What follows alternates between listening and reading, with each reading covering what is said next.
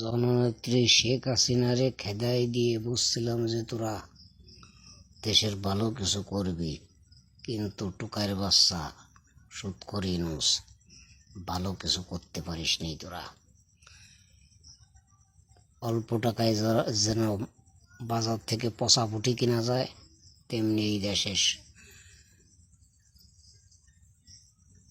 নির্যাতন, নারী নির্যাতন হচ্ছে সেই কায়দার।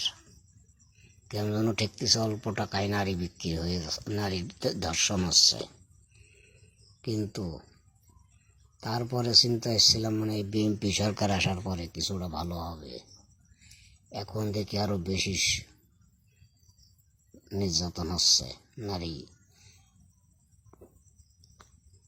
ধর্ষণ হচ্ছে। কিন্তু তোরা কেউ এই দেশের যোগ্য না।